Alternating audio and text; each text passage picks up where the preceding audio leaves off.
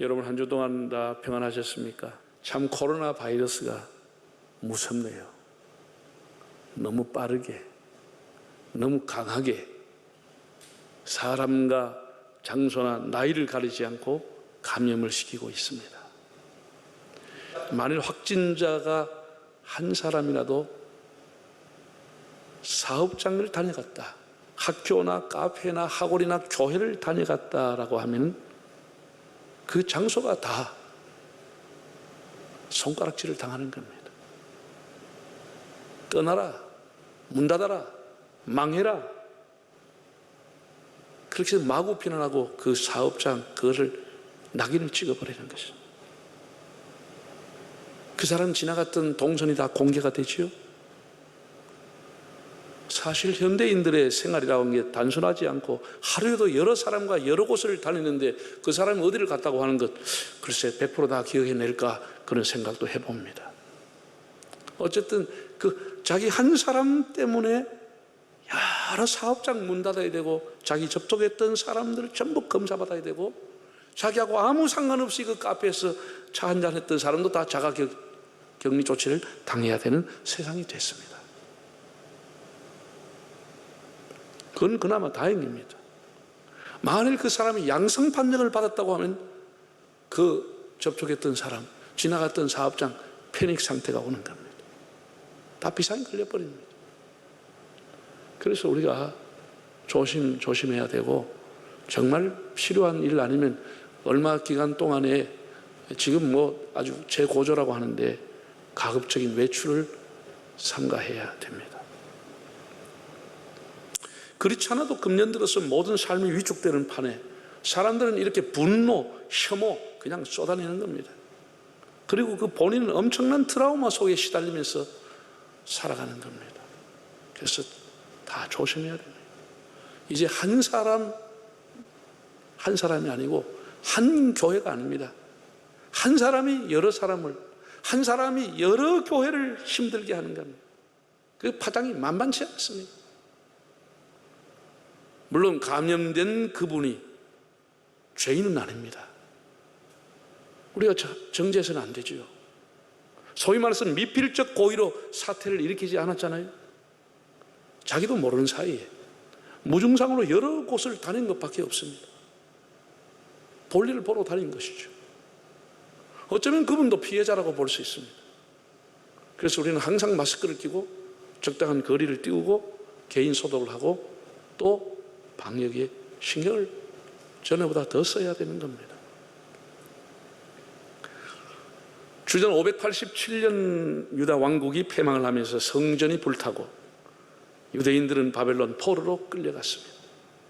더 이상 성전이 존재하지 않았습니다. 더 이상 하나님의 집에서 모여서 예배 드릴 수 없는, 제사 드릴 수 없는 환경이 되고 말았습니다. 그럼 예배가 끝났습니까? 성경이나 인류의 역사를 보면 문명사적인 위기를 만나면 그 환경이 굴하지 않고 반드시 뉴노멀, 새로운 기준, 새로운 방향, 새로운 일상의 시대가 열렸습니다. 이것이 인간이 가진 지혜요, 위기를 기회로 바꾼 인간의 위대함이라고 할 수 있습니다. 유대인 디아스폴라는 세계에 흩어져서 새로운 뉴노멀 시대를 열었습니다. 그것이 시나고그 회당 제도를 만들었습니다. 성전이 없기에 회당에 모여서 유대인들은 율법을 공부하고 기도하는 곳곳의 유대 공동체를 만들었습니다. 새로운 회당의 제도가 지금까지 정착이 되고 유대 사회에서 신앙이 계승되는 장소가 되고 있습니다. 우리 한국교회도 이제 성전, 교회당이라고 하는 건물 중심, 공동체 중심에서 언제 어디서든지 부르신 곳에서 하나님을 예배하고 찬송하는, 말씀을 묵상하는 것, 소위 말해서 큐티하는 것, 개인의 기도 훈련이 더 강화되고 개인적으로 하나님을 대면할 수 있는 그런 훈련의 교회가 더 필요하다라는 생각을 하게 됩니다. 우리 한국교회가 교회뿐 아니라 성도들의 가정과 직장과 사업장을 지켜주려고 하면은 지금 우리는 더 조심해야 됩니다. 더 철저한 방역을 해야 됩니다. 그렇게 하면은 가정도 우리 성도들도 지켜주고 교회도 지키게 되고 다시 회복이 되는 겁니다.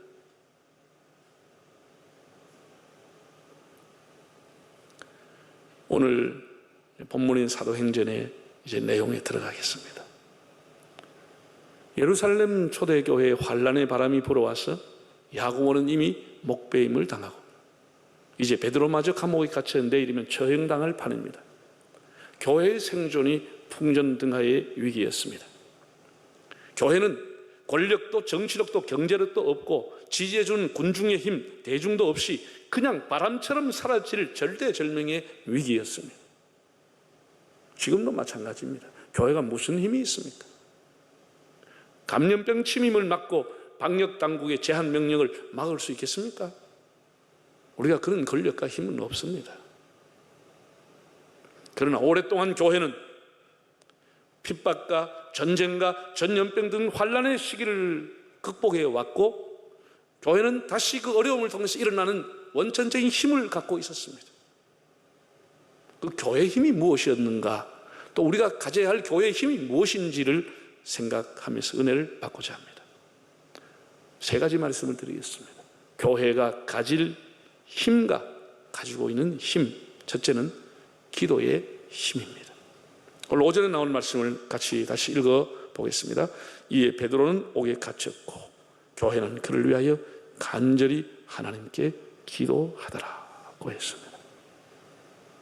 사람이 옥에 갇혀 있는데 고명운동을 하지 않고 교회는 간절히 하나님께 기도했다고 했습니다. 이 간절이라고 하는 단어는 헬라로 ektenos라고 하는 보사인데 열렬히 쉬지 않고 뜨겁게 집중하여 그런 의미를 갖고 있습니다. 여러분, 교회가 교회다울 수 있는 힘은 어디에 있느냐? 기도의 힘이 있다라고 하는 사실, 이걸 우리가 깨달아야 됩니다. 사람들은 기도한다고 되냐? 이런 생각을 하지만 그렇지 않습니다. 개인도 마찬가지입니다. 그저께 마무리 발언하시면서 문 대통령께서도 자기도 기도의 힘으로 오늘 이 자리에 있다. 자기 어머니의 신앙의 힘, 기도의 힘이 없었다고 하면 오늘 나는 여기에 있을 수가 없다 라는 말씀을 했습니다. 한국교회가 최대의 종교로서 국가를 위해 기도한다고 하는 그 힘이 얼마나 큰지를 자기는 알고 있다고 했어요.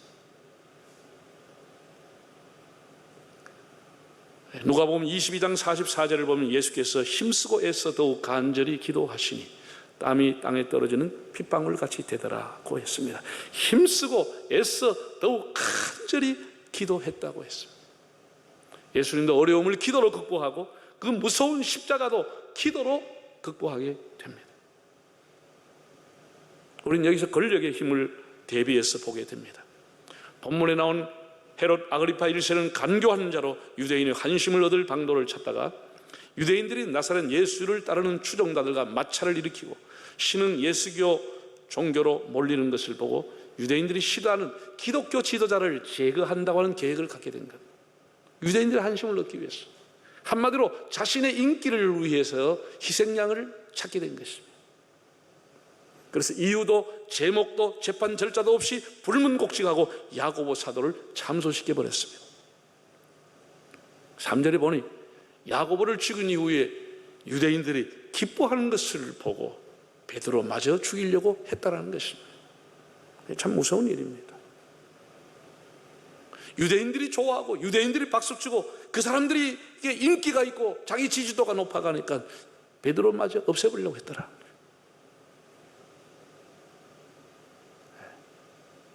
옳고 그름 절차도 무시하고 정권 유지를 위해서 헤롯은 기독교인들을 제물로 삼으려고 한 것입니다. 이 무지막지한 권력의 힘, 불의의 힘이 그 칼로 함부로 휘둘렀습니다. 역사적으로 레닌, 히틀러, 일정시대 리비아, 북한 정권이 함부로 이 칼을 휘둘렀습니다. 이 권력의 칼 앞에 많은 사람이 그냥 사라졌습니다. 헤롯이 지금 이런 권력의 칼을 휘두를 때 교회는 무능하고 방어할 힘이 없어 보였습니다. 그들은 찾아갈 권력자도 없고 고민할 그런 힘도 없었어. 간절히 하나님 앞에 기도했다고 했습니다.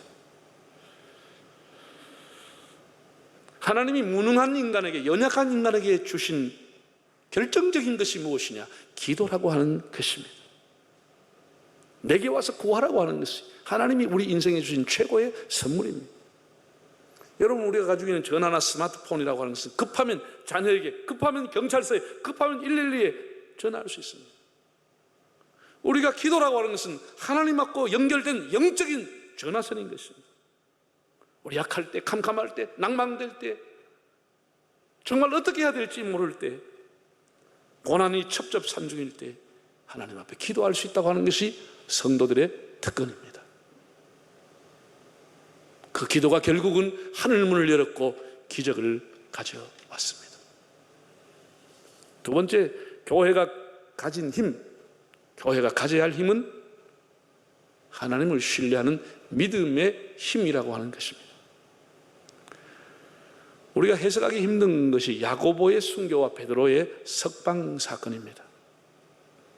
똑같은 예수님의 제자로서 초대교회 지도자인데 한 사람은 무참히 목배임을 당하고 한 사람에게 기적이 일어났습니다.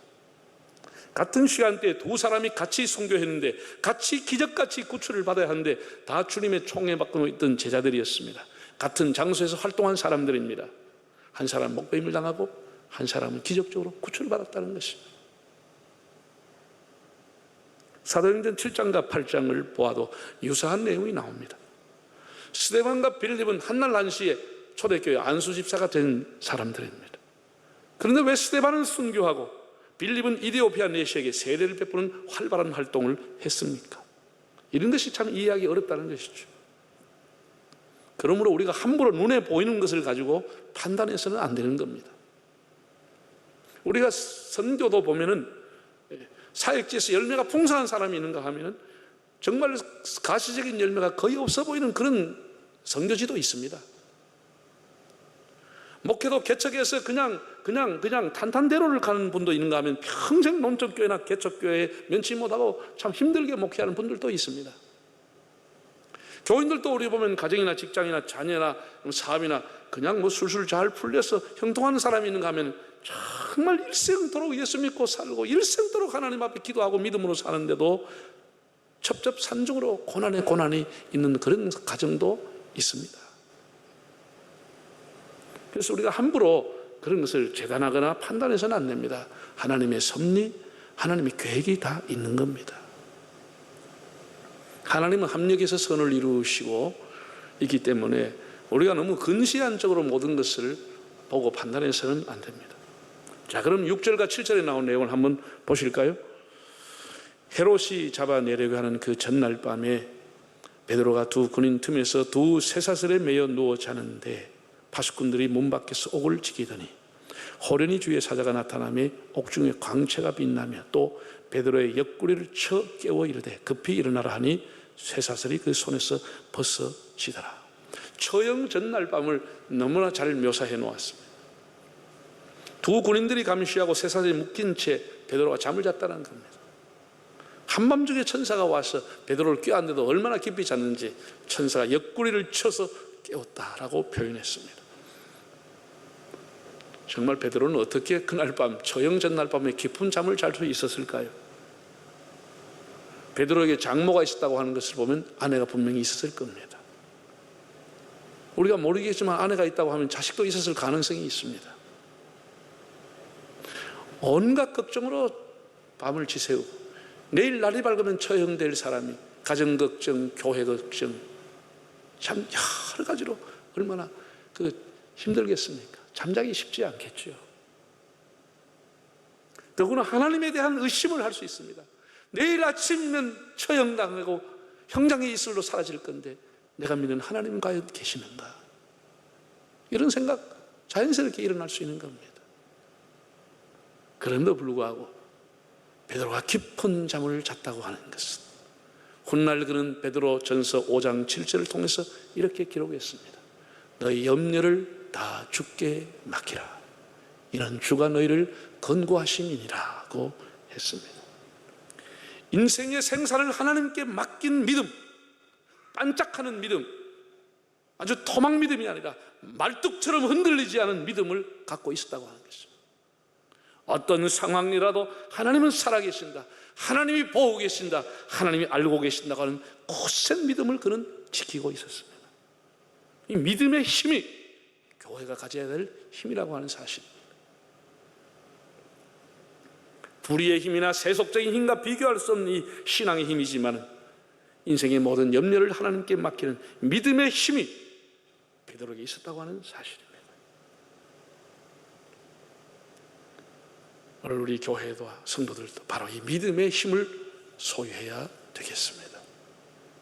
세 번째, 교회가 가질 힘은 사랑의 힘, 다른 말로 표현하면 봉사의 힘이라고 하는 사실입니다. 힘들어하는 이웃의 손을 잡아주는 모습, 사랑으로 섬기는 모습, 이것이 교회가 가져야 할 힘입니다. 사랑보다 더 큰 힘은 없습니다. 사랑이 없으면 소리나는 구리와 울리는 꽹가리가 되고 만다고 했습니다. 초기 코로나 사태가 일어났을 때, 대구 신천지를 중심으로 확산될 때 우리 교단에 많은 교회들이 후원금을 보내주셨습니다. 10억 이상의 후원금이 납치되었어. 그것을 가지고 일부 개척교회를 지원도 했지만은, 제가 대구 지역에 가서 한참 400명, 500명 먼질 때 대구 한복판에 가서 노회장들을 모시고 총회에서 10만 장의 마스크를 그들에게 나눠드리면서 교회 돌아가셔서 개인에게, 교인들에게 꼭 어려운 분, 가난한 분, 교인들 가운데 정말 도와줘야 되면 한 장, 두 장 들고 나머지는 다 교회 주변 이웃에게 나눠드리라고 했습니다. 이웃을 섬기는 교회의 모습을 보여달라고 부탁을 했습니다. 그 외에도 전국의 노숙자들이 누구 한 사람 마스크 끼워주는 사람 없고 다 피하니까 그 전국 노숙자 협회를 통해서 노숙자들에게 마스크를 드리고 그들이 살아갈 수 있는 생필품을 넣어서 가방을 나누어 드렸습니다. 우리 교회도 안수집사회에서 대구의 노숙자 협회를 봉사하고 왔습니다. 이런 사랑의 봉사가 결국은 우리에게 주신 빛과 소금의 사명을 감당하는 교회의 본연의 자세를 보여주게 되는 겁니다. 세상 모두 사랑 없어 냉랭함을 아느냐,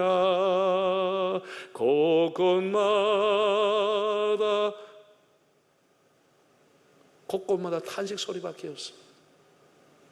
서로가 원망하는 소리밖에 없습니다. 우리가 이럴 때 만민 중에 나가서 예수 사랑 전하세. 우리가 우리의 삶의 자리에서 작은 것이지만 양보하고 희생하면서 사랑을 전할 때 그것이 교회가 가지고 있는, 성도가 가지고 있는 힘이라고 하는 사실입니다. 지역사회를 돌보고 섬기는 사랑의 힘, 이것이 교회가 가지고 있는 힘입니다. 여러분, 우리 135년 전에 우리 대한민국은 가난한 나라입니다. 정말 작은 나라입니다. 일본과 중국이 우리를 통째로 삼키려고 노리고 있던 때 전혀 세계를 모르고 외교를 모르고 있던 때입니다. 전염병이 창궐했던 땅입니다. 하나님께서 우리 대한민국을 사랑했어. 약 2,950명, 3,000명의 선교사를 이 땅에 보내주었습니다. 그들이 얼마나 초기에 와서 희생했습니까? 얼마나 이 백성을 사랑해 주었습니까? 가난한 자를 찾아가고 한센병자를 찾아가고 버림받고 저 다리 밑에서 아기를 낳는 산모를 찾아가고 헐벗어 굶주리는 사람들을, 거지들을 찾아가고 그들이 병원을 세워주고 학교를 세워주고 과원을 세워주고 그들의 끝없는 봉사가 오늘의 한국교회를 이루게 한 것입니다. 우리가 그런 것을 잊으면 안 되는 것이죠. 우리도 역시 사랑으로 지역사회를 섬겨야 합니다. 사랑하는 성도 여러분, 농경시대의 힘은 농사의 경험과 토지입니다. 상업화 시대의 힘은 자본과 기술입니다. 지금 정보화 시대는 데이터와 정보입니다. 그 외에 지금도 외모가 힘이 되고 학력이 힘이 되고 기술과 재물이 힘이 되고 권력, 군사력이 다 힘이 되지요. 코로나 시대에 교회가 무슨 힘이 있느냐는 자주 섞인 얘기를 할 수 있습니다. 그러나 우리 교회와 그리스도인이 가져야 할 힘은 초대교회가 가졌던 바로 그 힘입니다.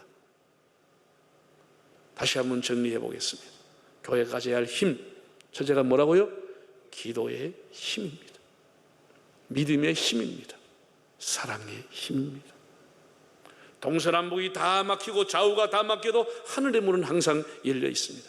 다니엘처럼 날마다 하나님 앞에 기도하는 기도의 사람들을 되시기 바랍니다. 어떤 상황, 어떤 환난 중에도 꿋꿋이 하나님을 앙망했던, 신뢰했던 그 믿음, 캄캄한 밤일수록 등불이 필요하고 높은 고개를 넘어갈 때 지팡이가 필요하듯이 환난의 때에 믿음의 굳세게 서서 어두움의 시간을 지날 수 있기를 바랍니다. 그리고 사랑의 힘, 봉사의 힘입니다.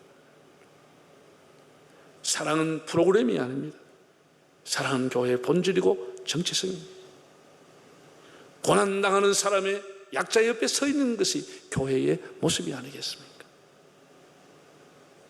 여러분, 한 주간 무섭게 번지고 고통을 주는 코로나도 우리에게 상처만 주고 가지는 않습니다. 사람을 더 겸손케 하고 우리라면 탐욕을 버리게 하고, 사람의 계획이라고 하는 것은 하나님이 한순간 흔들면 다 소용이 없다고 하는 것을 깨닫게 하고 우리로 하여금 더욱 하나님을 신뢰하게 하고 있습니다. 더욱 우리 나라와 지도자를 위해 기도하고 특히 코로나 종식을 위해 수고하는 방역당국과 의료진을 위해서 우리 기도합시다. 특별히 이 어려운 시대를 이끌어가는 주의 종들을 위해서 성도들이 처소해서 기도해 주시기를 바랍니다. 목사들은 홍해 앞에 선 모세와 같이 진퇴양난입니다. 교회 문을 열고 예배를 드려야 되느냐, 교회 문을 닫고 방역을 해야 되느냐, 홍해 앞에 서 있는 모세처럼 진퇴양난 속에 있는 주의 종들을 비난하지 말고 여러분이 기도해 주시기를 바랍니다. 용기를 가지고 목회할 수 있도록 여러분이 도와야 합니다. 교인들이 이런 소리 저런 소리 하면 아무도 목회할 수 없습니다. 한쪽에는 예배 드리자, 생명보다 귀하다, 한쪽에는 방역이 더 중요하다. 그럼 목회가 어떻게 하라는 거예요? 이럴 때일수록 지도자들이 하나가 됐어. 주의 종들을 중심으로 교회를 잘 섬기고 지역사회의 민폐나 누가 되지 않도록 우리 힘을 하면서 세상에 가지고 있는 아무것도 아닌 그 힘을 자랑하지 말고 겸손히 하나님과 동행하는 성도들이 되시기를 바랍니다. 다 머리 숙이겠어. 나의 힘이 되신 여호와여, 내가 주님을 사랑하나이다. 이젠 우리 주 예수 그리스도의 은혜와 아버지 하나님의 사랑하심과 보혜사 성령님의 감화하시고 인도하여 주심, 이 환난의 시대를 맞이해서 하나님만이 우리의 유일한 힘임을 고백하고 기도로서 교회와 민족을 섬기길 원하는, 사랑으로 민족을 섬기길 원하는, 믿음으로써 하나님 나라를 섬기를 원하는 우리 온 교회와 성도들 위해, 자손들 위해, 우리 조국 대한민국 위해 온 세계에 나가 복음을 전하는 주의 종들에게 영원히 함께 하시기를 축원하옵나이다. 아멘.